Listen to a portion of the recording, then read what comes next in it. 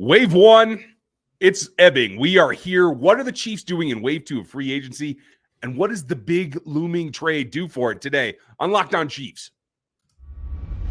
From the land of the free and the home of the Chiefs, this is the Locked On Chiefs podcast. Welcome back, friends and neighbors. Chiefs Kingdom around the world. Today, we are brought to you by Gametime. Download the Gametime app, create an account, and use our code LOCKEDON. You're going to get $20 off of your first purchase. It's tickets. It is guaranteed, and it is last second. Go check out Gametime. I'm excited about this because every now and then, with all the fury that's going on, we have to take a second and reset.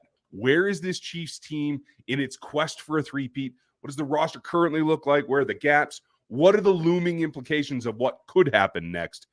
Today, we're going to go through all of that. Thanks for making us your first listen here on the Locked On Podcast Network. That means your team every single day on every platform, starting here on YouTube, where we would ask you to hit that thumbs up if you like this channel or what we do. Make sure that you become a subscriber so you get the next show, and hit the bell so you get notified. It makes life a little bit easier, especially if you have notifications already on your YouTube app. That all starts there, and then we go to the audio. Hit Spotify, hit Apple Podcasts, hit any audio platform that you like. You will find this for free every single day.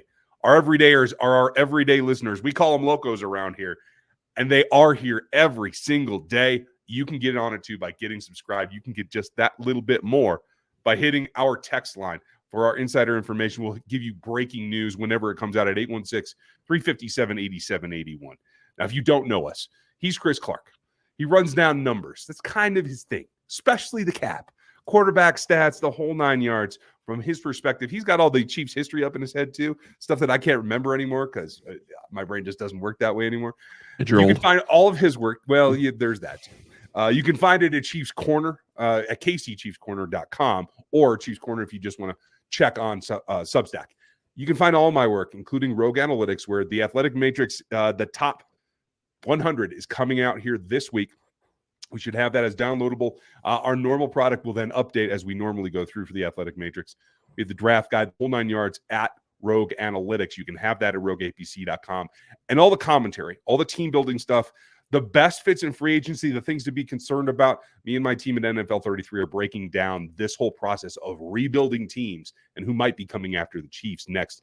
Those are sites that are league-centric. If you want more Chiefs content, go to RGR Football, where me and my team break down the team in very detail from a lot of different angles. Check all those out, because right now what we're going to do here on this podcast show, we are a podcast format. This is what we do, is take everything apart and break it all the way down. What are the next steps the Chiefs have to accomplish? That's coming up later in the show. What is the current state of the 53 right now? There's 90-ish guys, 88 signed, right, to futures contracts, etc. But you have to get to a 90 in order to go to camp, and you have to go to OTAs. How do they get there? And what is the big change that's left? That's where we start today. The looming thing here is the rumors back and forth of L'Jarius Sneed getting traded. It's going to be contract dependent, and they have to work those things out. But that has an impact. That's where we start, Chris. And I think outside of on the field, it does create a bit of a hole. But I still feel like this might be coming. Where do you stand right now? I still think it's coming, and the Chiefs have 69 players on their roster as of right now, as of what we know. So they are still 21 short. I would expect that they'll probably get closer to maybe 80, 85 before the draft. And maybe they don't get that high. Maybe they stay around the 70 and they just go draft picks and bring in undrafted free agents to fill it out. I mean, that's possible as well. So I do think that there's still going to be a couple of additions. There's some positions we need to talk about. And I do think that the LJ trade gets done. It's a question as to when. I'm sure it's going to get done by draft day. I just don't see him on the roster at this point. I know he wants to return to Kansas City. But to me, the cap space, the picks, all of it kind of play into how it's going to turn out. And I just think that he's going to end up being on the roster somewhere else in the NFL in 2024. And that may be the way it comes down. And as we record this, folks, obviously it has not happened yet. I'm still 60-40 that it's a possibility. But whether it's a trade or whether it's an extension, I don't think plays on that tag. That tag is expensive, and it kind of hamstrings what they're able to do right now in terms of the second wave of free agency. So if it doesn't happen, I do think that there's a possibility to get an extension done. Either way, what does that do to availability for this team.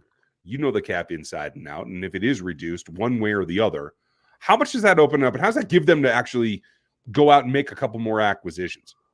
Well, the bigger thing with acquisitions now is that you're hitting the second wave of free agency, which is what we're really talking about. And you're going to be dealing with players that are probably not going to make a ton of money. You're going to be dealing with mostly players that are going to be on one-year deals. There are going to be some instances, obviously, where you could go out and spend more money. A guy like Mike Williams is going to go visit, I think, the Jets on Monday. And we are recording this a little early, Monday, and then the Panthers on Tuesday.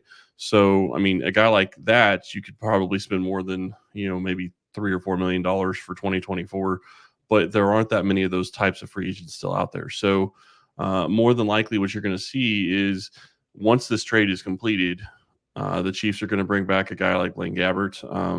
I think he's going to be their backup quarterback for the year, but I think you're also going to see maybe them shifting the money more to players on their own team than really necessarily going out and getting other guys. I like that concept and trying to shore up the holes. That's kind of what you have to do. And I think that this process that we've seen so far is very specific to getting ready for the draft so that you could go play a ball game if you weren't able to draft. If you pulled, a Mike Ditka and traded your entire draft class for one player, what does that do and where do you stand, right? That's kind of my concept. What does the loss of L'Jarius Sneed in a trade scenario, what does that do to the roster? To me, corner isn't even a need right now. Like, I don't think that they even need to be really looking at corners, maybe even for development. I mean, you've got a pretty good 4-deep roster without LJ. Because I think Najee Johnson is going to take a big step forward if he could be healthy this year. So I do think that that's part of it. And I think that you're looking at this roster, and maybe if you trade Sneed, it becomes maybe a third or fourth tier need versus something where maybe it's not a need at all, just because they've got that depth with, Sneed, McDuffie, Williams, and Watson before you even start talking about a guy like Najee Johnson. And while Connor isn't a corner, I do think that it kind of affects what they do at the corner position because he plays so many different parts and different roles in this defense. So I do think it's going to affect what they're going to look at in that corner position. But to me, you start looking at this roster, and trading Sneed gives you the ability to sign some of your key free agents that you think you're going to have in 2025 to maybe a long-term deal now, which would be cheaper than waiting another year. And I think that's really where the benefit comes for the Chiefs. So you don't see it as much as an immediate change. I would actually argue that it's probably a 4-tier need right now, only because without LJ, it's McDuffie as a starter. It's two guys that have traded some time as the starter on the other outside. And you're relying on either Najee Johnson, who's coming off of injury, Jamari Connor you're right. I don't know if he can hold up as a full-time nickel, but he certainly can man it for part-time. And then there's Nick Jones. Yeah, and I'm not saying that he has to play the corner position at all. I'm more talking about the way that they use him and just interchange him in different places. So you're only going to have so many corners active on game day. And I think the biggest thing that we need to realize is that if they're feeling like they can go into next season without Sneed, it means that they feel like their scheme is good enough to counteract some of the things that they're going to be dealing with the loss of a player like Sneed. And that's fair. What else does it do? Where is this 53 right now? What are the other gaps they have to address? We're going to check that out on the backside of this here on the Locked On Podcast Network.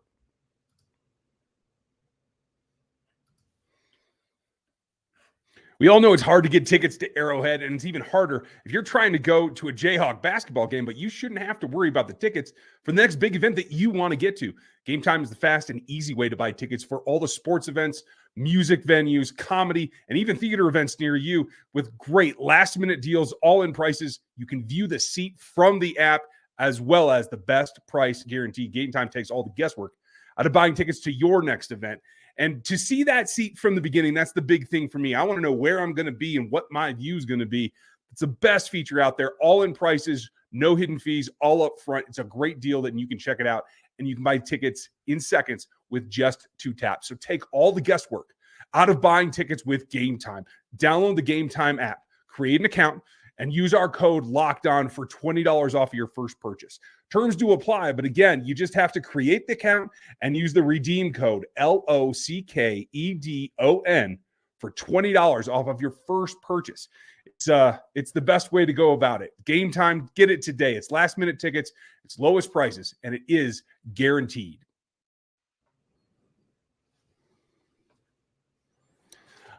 You can get guaranteed as well, and you can check out the Major League Baseball special over on the Locked On Sports Today feed. It is 24/7.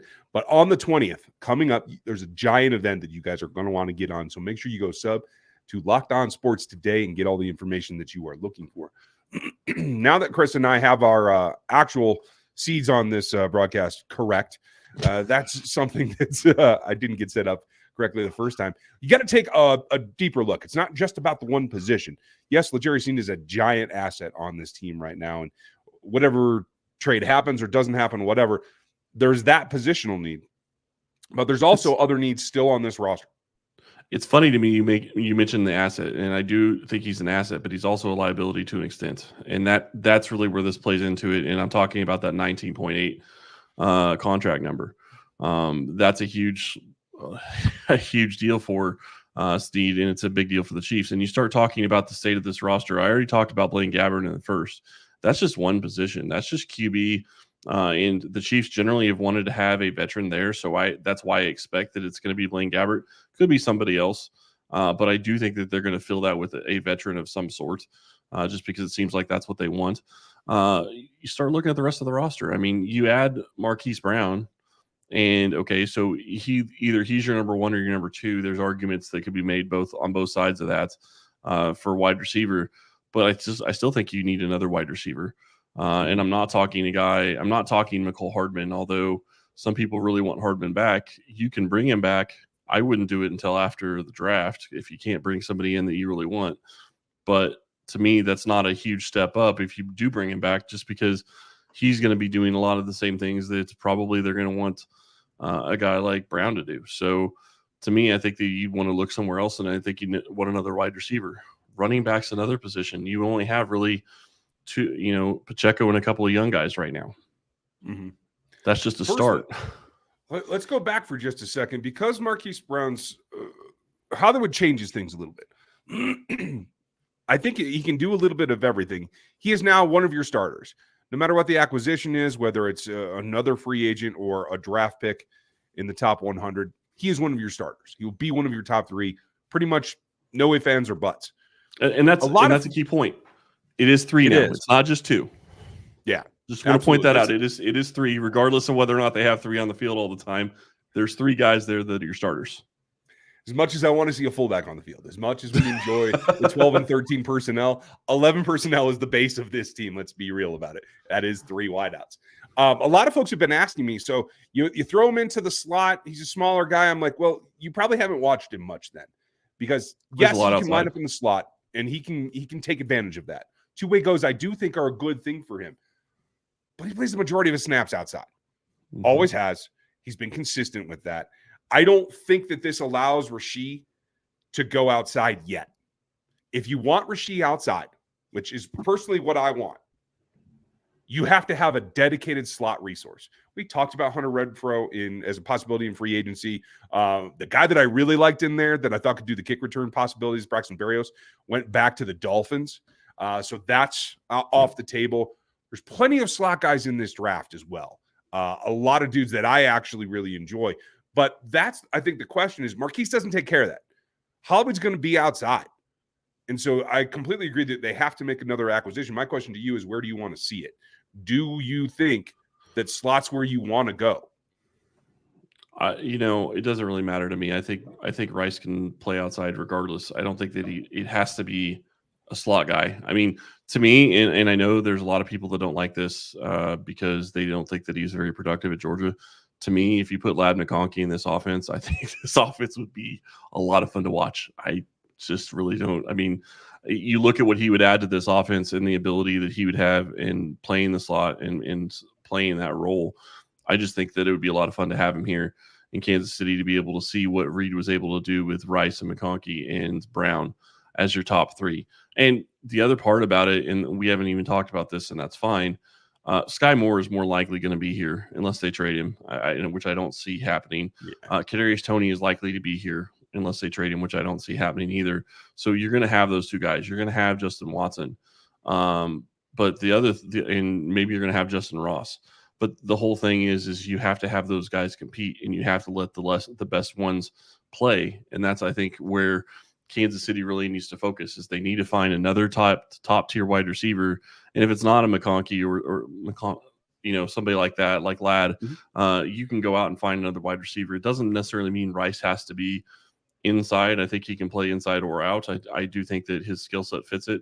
But I think they're going to have to find another wide out. And top tier, if you're really looking, if you could find another wideout that makes Rice a number 2 and Brown a number 3, I think that this offense could go to a whole new level. But that's going to be hard picking at 32, and there just probably isn't that guy out there in free agency right now. You can go get a Mike Williams, but what are you going to pay him, and is the value going to be there? Yeah, how many games are you going to get him? I'm all for that. And again, Mike Williams is a contested catch ace. He's proven that against this Chiefs team. So I still don't think that that's a huge part of this offense with Patrick Mahomes. So I have a tendency to shy away from Mike Williams on this roster, only because I don't think the fit is there for what they're looking to do. I wouldn't mind it, but it is about availability and how it fits in the offense. Honestly, I would like it just because I think that they need to develop that, because I think it's something that they haven't focused on. And it's one area where if they could get to a point where they had a contested catch guy, this offense can go to another level, and it's harder to guard against what they do. I'm not saying, I know it's not what they've been doing, because generally speaking, Andy Reid schemes people wide open, but they're going to need it at times. And, having a guy like that, I think would be a lot of fun. The rest of it, you look at, they still need a left tackle probably, or at least somebody that's going to challenge for the swing tackle position. In my mind, they still probably need a top 150 interior player. On the defensive side, you mean, or on the offensive side? I'm talking offense. I'm talking they need somebody on the interior. They don't have anybody right now that can snap. So other than Creed Humphrey. And so you have to have somebody there. You have to have somebody that can step into Allegretti's shoes. And I don't think that guy's on the roster right now. Dominic Pooney, come on down. Oh, wait, we're going to talk about that coming up next. How do they fill the couple of gaps here? And what are the high-end ones that they have to address that probably can't be done in free agency? We're doing that next here on the Locked On Podcast Network. Did you know that even if you have a 401k for retirement, you can still have an IRA? Robinhood is the only IRA that gives you a 3% boost on every dollar you contribute when you subscribe to Robinhood Gold. But get this, now through April 30th, Robinhood is even boosting every single dollar you transfer in from other retirement accounts with a 3% match. That's right, no cap on the 3% match. Robinhood Gold gets you the most for your retirement thanks to their IRA with a 3% match. This offer is good through April 30th. Get started at Robinhood.com/boost. Subscription fees apply. And now for some legal info. Claim as of Q1 2024, validated by Radius Global Market Research. Investing involves risk, including loss. Limitations apply to IRAs and 401ks. 3% match requires Robinhood Gold for 1 year from the date of first 3% match. Must keep Robinhood IRA for 5 years. 3% match on transfers is subject to specific terms and conditions. Robinhood IRA available to U.S. customers in good standing. Robinhood Financial, member SIPC, is a registered broker-dealer.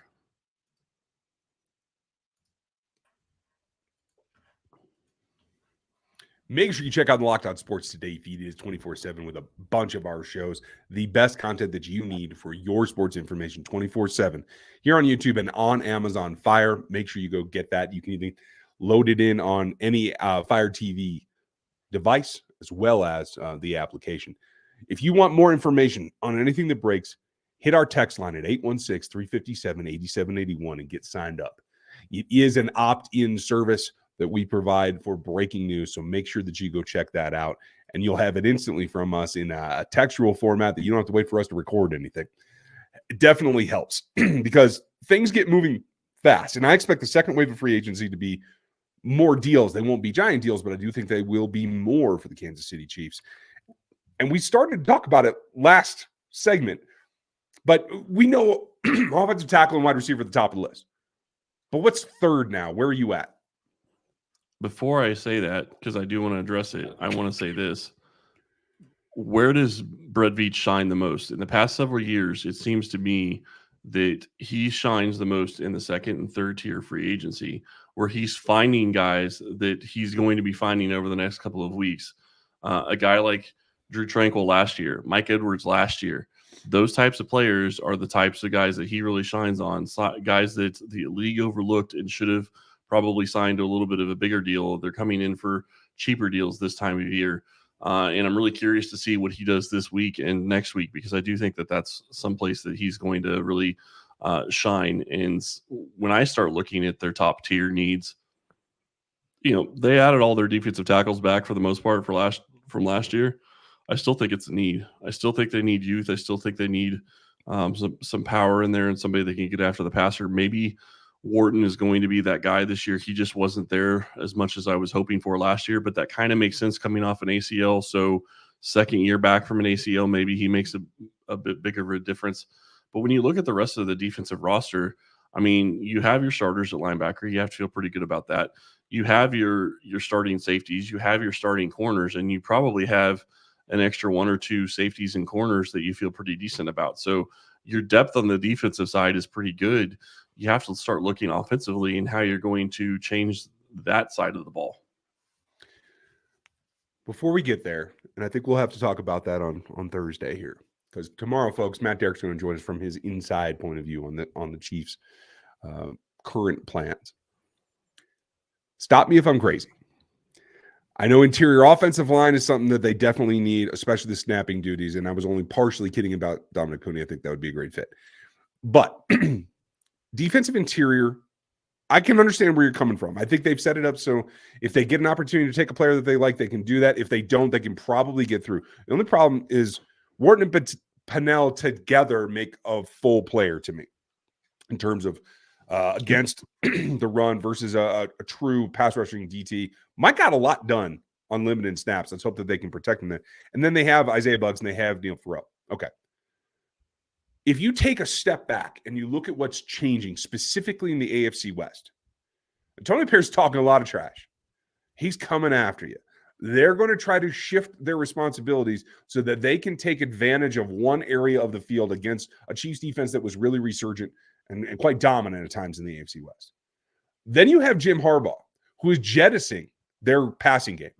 I mean, they might not throw the ball. I don't know. They are going. If I was Herbert. I don't blame you a bit. Yeah, absolutely. They are going to hammer you with the run. And as much as I'm happy that Drew Tranquil is back, and as much as I'm excited to see Cam Jones grow, there's no true take on, beat a guard to the ground, and destroy a run game linebacker on this roster. Nick Bolton's as close as they get, and Nick also is a little bit undersized, and against sizable athletic guards is at a break even. Maybe not disadvantage, but a break even. I think they have to go a little bit old school. And the one gap that I see on this defense truly right now is an actual come downhill and stop the damn run linebacker. The only problem I have with that is they already have their three starters. I mean, Chanel and Tranquil and Bolton are going to start. So you can go sign a linebacker, and maybe you're able to go out and get a guy like that that can come in and kind of play like a role like Tranquil did, and maybe he can just rotate in when needed. But to invest heavily in that is going to be problematic. And the other side of it, while I don't disagree with you, and I know you like stopping the run and playing hard-nosed defense, I get all that. I think that the league is moving away from those types of teams. While I agree with you, I think that the Chargers are going to try to run the ball and they're going to try to pound it, and great for them. I don't think they're going to challenge in the AFC West next year. I don't think they're going to challenge in the AFC probably in 2 years. Going that type of style in today's NFL, I don't think is going to get you very far. So I've been on record, and I'll say it again. I don't think the experiment in Los Angeles for the Chargers is going to work out very well. And I think it actually takes away from what their best asset is in Justin Herbert, which congratulations, Jim Harbaugh, if that's what you want to do. I appreciate it, because you're destroying somebody that I think could have really challenged Kansas City over the next several years. But I think that's going to end up in a failure. I agree with you overall. I just see the league as a whole swinging the pendulum back towards power run game. Gus Edwards in particular has performed well against the Chiefs. They're going to run him a lot from that one. And anything that starts in your division, I got to pay a little bit of attention to. I'm not spending a top 100 pick on a linebacker in this class. I'll tell you that right now. And I'd have to go look and dig through the available free agents. But I do think as a non-starter, as a depth player, you have to have someone that is better against the run than the pass in order to counteract what I think the pendulum is going to continue to swing for the NFL in 2024. Well, and I guess where I'm coming from is the fact that if Kansas City improves their offense enough to where they get back to being a top 3 offense, and they were close last year at times, even though they struggled, I don't think that the run defense is going to matter as much, mainly because teams are going to be having to play from behind and they're going to have to pass the ball, and that plays right into Kansas City's hands with their pass defense. Fair enough. We're going to see how it comes down. That's where they're at right now. Tomorrow, Matt Derrick joins us to give us a little bit of insight inside some of these moves and what the organization looks like it's doing. And then we'll be back Thursday. We're going to run down what comes next. Don't miss Friday when we get ready for the next weekend. And Monday is always Mock Draft Monday. If you haven't seen that yet, go check out yesterday's show. We'll have another one for you next Monday. We appreciate you spending your time with us. Have a great rest of the week. We will be back here every day, 5 days a week plus. And any breaking news you will find here on the channel as well. Thanks for being with us today.